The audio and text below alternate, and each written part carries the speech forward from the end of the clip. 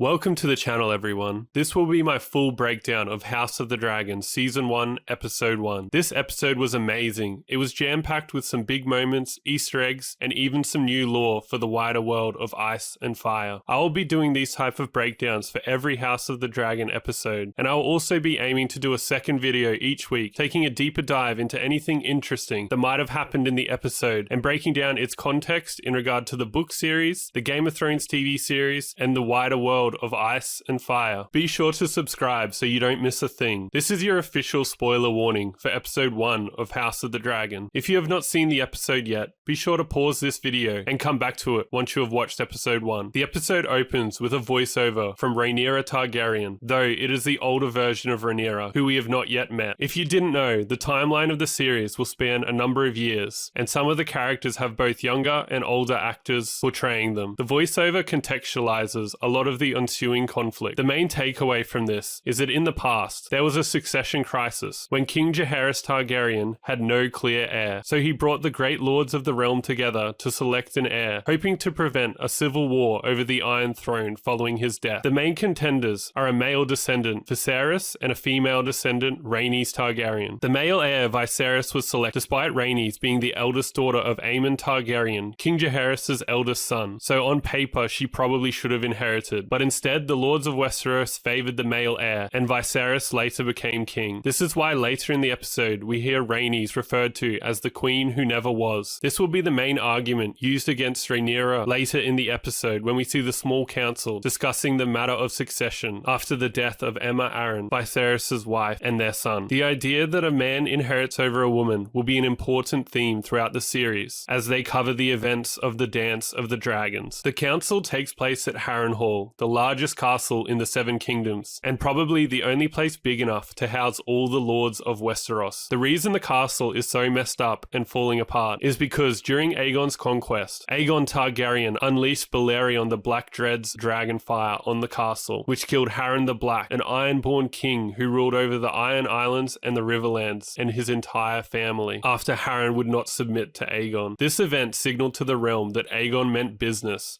and had the strength and will to conquer the Seven Kingdoms. To be honest, the opening theme was pretty average. I was expecting something a bit more interesting, but the rest of the episode was amazing, so a gripe here and there is not a big deal in my opinion. I do hope that they have a different intro moving forward, more akin to the main series. We get to see the first dragon, Syrax, the mount of Rhaenyra Targaryen, who bonded with Syrax, becoming a dragon rider at age 7. We see both Syrax and Caraxes, the mount of Daemon Targaryen, in this episode. It was great to see that each dragon had a very distinct and clear design. The dragons are also equipped with saddles. They would literally chain themselves to the saddles to make sure that they would not fall. This idea will be important in later seasons. This building we see in the background is the Dragonpit, which essentially acted as a stable for dragons. We saw the ruins of the Dragonpit in the Game of Thrones TV series, whenever the Great Lords would meet in the later seasons. We see a couple of Dragonkeepers, an order of guards, who would protect and manage the Dragonpit. We see them speaking High Valyrian, the language of Old Valyria, which the dragons seem to respond to. In the book series, controlling the dragons is brought up many times in Daenerys' story, and she often struggles to control them. It is hinted that in the books, at some point in the distant past, the Targaryens and Valyrians magically and maybe even genetically spliced with dragons, which is why they could control the dragons and form a bond. I guess some of these secrets of how to control the dragons have been granted to the Dragonkeepers. Though tenuous, it does seem the Keepers have a level of control over the dragons. This is Harrold Westerling, the Lord Commander of Viserys' Kingsguard, played by Graham McTavish, who you might know from The Hobbit or Castlevania. Just a side note, I love the armor of the Targaryen Kingsguard. To me, it looks a lot more sophisticated and ornate than the armor we saw in the main series. This further highlights the heights of the Targaryens' wealth and splendor. We see Alicent Hightower, the daughter of Otto Hightower, the Hand of the King. We see throughout the episode that Alicent and Rhaenyra are close, making their opposition to one another later in the timeline that much more tragic. We meet the Queen, Aemma Arryn. The reason she has silver hair like a Targaryen is because her mother was Daela Targaryen, one of King Jaehaerys' children, making her and Viserys first cousins. Expect a lot of incest throughout House of the Dragon. The reason for this is the Targaryens believed that they needed to keep their blood pure to ensure the blood of the dragon continued. This idea is from the books and might also hint that there is some kind of blood magical tether that gives power to the Targaryens Targaryens, enabling them to bond and ride dragons. There are some interesting tapestries on the walls throughout the chambers, with most of them appearing to depict sexual acts, and even a few that look like orgies. Just imagine walking into your parents' room and their walls are completely covered in some pretty sexually explicit images. Weird to say the least. We see Rhaenyra and her mother discussing the expectations of women to provide children to their lord husbands, which is obviously not great. Rhaenyra will have parallels to Arya from Game of Thrones, and she will try to break free from gender roles. Next up, we see the small council meeting with King Viserys. I think he might be telling the punchline to the joke from the main series that Tyrion would always try to tell, but was always cut off before he could get to the punchline. I know there are some other theories about the Tyrion joke, but when Viserys opens with this strange punchline, Tyrion's joke was all I could think about. The council hear Corlys Velaryon, the husband of Rhaenys Targaryen, the queen who never was, issuing a warning about the Triarchy, an alliance between 3 cities of Essos, Myr, Lys, and Tyrosh, who are amassing in the Stepstones, a chain of islands that hold significant trade and strategic value. They are led by Craghas Drahar, known as Craghas Crab Feeder, named for his method of executing pirates, where he would tie them to a stake on a beach at low tide, and as high tide rolled in, they would be consumed by crabs as they slowly drowned. The Crab Feeder will be one of the minor antagonists for the first part of Season 1, so look forward to seeing that. Viserys inherited the realm in peace times, and a part of him feels obligated to let the good times roll, but we also get this sense that he is trying to hold the realm together for an oncoming issue, which is later revealed to be Aegon's dream of the White Walkers and the Long Night. We see this attitude from Viserys when Daemon and Otto mix words after Daemon and the boys have a brutal night out. Viserys basically tells Otto to chill out, promoting the idea that everyone just needs to get along. We also see this again at the tourney, when Rhaenys is referred to as the queen who never was. The Baratheon delivering this line meant it affectionately, as he believes she should have been queen. Otto Hightower offers to remove his tongue, and Viserys dismisses the jape, further showing his preference to let things slide to keep the good times rolling. We finally get introduced to Daemon Targaryen, and his entrance is perfect for his character. He views himself as the undisputed heir to the Iron Throne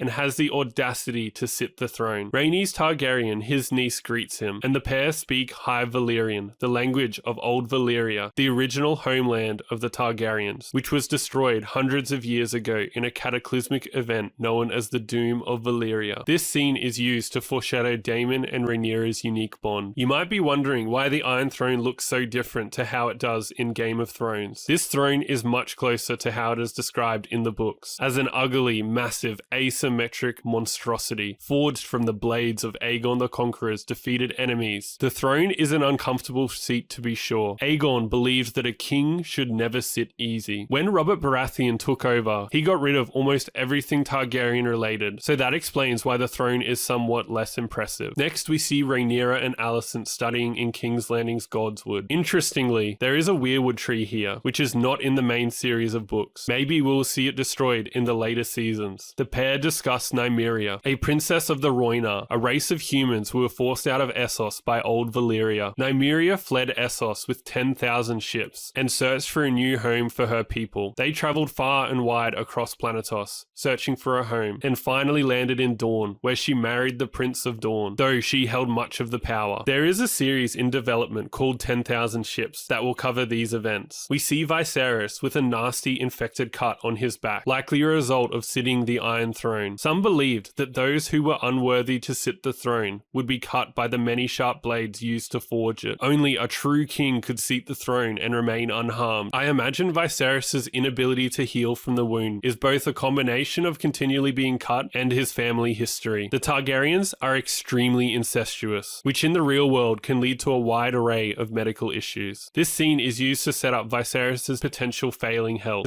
Viserys then speaks with his wife Aemma about his dragon dreams. Dragon dreams are prophetic visions of the future steeped in symbolism. In these visions, a character can be represented by their sigil. For example, a Stark might appear as a direwolf and a Targaryen as a dragon. Dragon dreams are more important than you think in A Song of Ice and Fire. They are the reason that House Targaryen escaped Valyria before its doom, managing to do so 12 years before the doom. Later in the episode, we see the huge revelation speculation that Aegon the Conqueror himself had these dragon dreams, and these dreams were the reason he conquered and united the Seven Kingdoms. He did this in preparation for a never-ending winter brought on by the White Walkers. Up until now, the reason for Aegon's conquest of Westeros had been a bit of a mystery, though this theory has been a favourite of the A Song of Ice and Fire theory crafting community. Queen Aemma mentions that Rhaenyra wanted to name her unborn sibling Visenya after Aegon the Conqueror's sister wife. She also selected a dragon egg to place in the cradle that reminded her of Vhagar, Visenya's dragon, that we will also get to see later this season. It was Targaryen tradition to place a dragon egg within the cradle of a newborn to prompt the egg to hatch and a lasting bond be formed between dragon and rider. We see Daemon and the boys of the City Watch causing havoc. Daemon is the commander of the City Watch and outfitted them with weapons, arms, and their famous gold cloaks, which led to them being known as the Gold Cloaks. This name carries on to the main series. The City Watch are fiercely loyal to Daemon, and they number in the thousands. Daemon's leadership of the City Watch is used to set up the idea that he would be a brutal and ruthless ruler should he sit the Iron Throne. We see these small council orbs. I'm not entirely sure what these orbs are supposed to be or represent, so if you know, comment below. Daemon's wife, Rhae Royce, is mentioned, who he unaffectionately named his bronze bitch, after the armor of House Royce. The marriage was arranged, and Daemon felt it was done to remove him from King's Landing and further him from the Iron Throne. We see Lady Mysaria, Daemon's concubine. She hails from Essos and will play a significant role in Daemon's story. In the books, it is rumored that she is a witch and sorcerer, so we will see if the show goes down this route or not. We see the absolute decadence of House Targaryen on display, putting the tourney of the hand to shame from the main series. The armor from the tourney looked great, very book accurate, with the bright colors, sigils, and helm adornment. Daemon's armor stood out as by far the coolest and most lavish.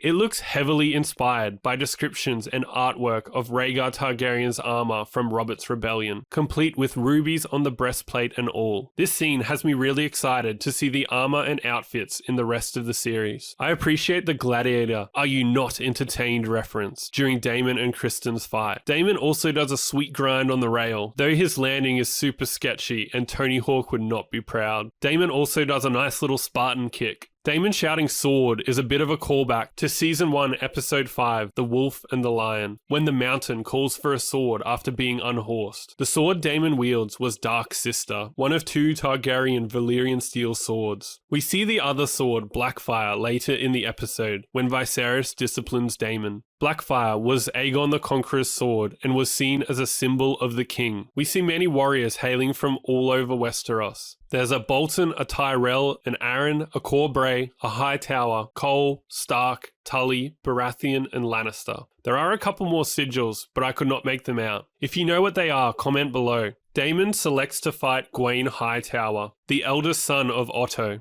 as a bit of an FU to the hand of the king, and later he requests Alicent's favour, just to rub salt in the wound. I get that they are trying to show Daemon as someone who will win at any cost, but this maneuver has got to be completely illegal. It seems only nepotism prevents him from being disqualified. But in saying that, some dude literally gets an axe in the face later, so I guess anything goes in these tourneys. We also see young versions of Laenor and Laena, Corlys and Rhaenys' 2 children. They will have important roles to play later in the season as the timeline progresses. This really ridiculously good looking knight who is ragdolling the competition and defeats Daemon Targaryen in single combat is Sir Criston Cole, the common-born son of Lord Dondarrion's steward. Not only is he an exceptional fighter, but he is the heartthrob of many maiden throughout the realm. Eventually, he will be elevated to the King's Guard, the highest honour a knight can obtain, and will be named Rhaenyra's sworn sword, taking an oath to act as her champion. We see Viserys' desperation to ensure he has a male heir in the brutal pregnancy scene. The idea that dragon dreams are misinterpreted and often lead to a character's downfall should be on your mind. We get a couple mentions of Maegor the Cruel throughout the episode when Daemon is compared to him.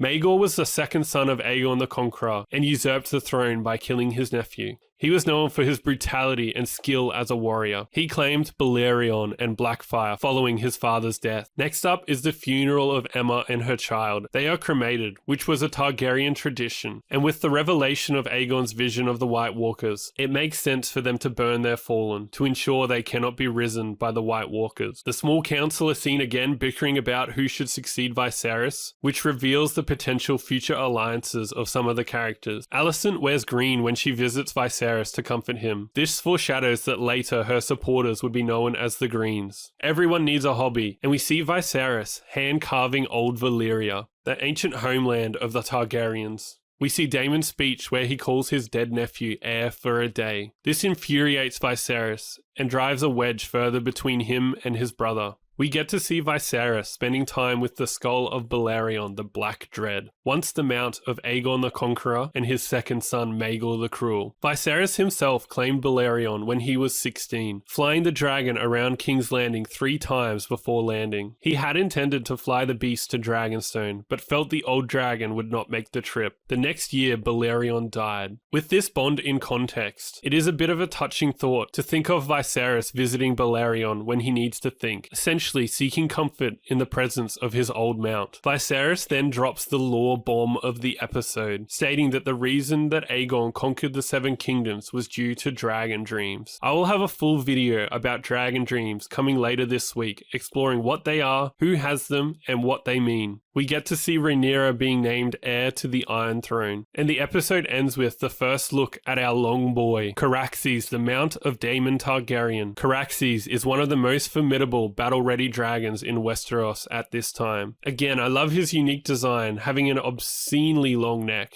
and wings on his hind legs as he slithers into the sky with Daemon and Mysaria. If you saw any other Easter eggs that I missed, comment them below. So that about does it. Thanks for watching, everyone. Be sure to like and subscribe for more. Cheers.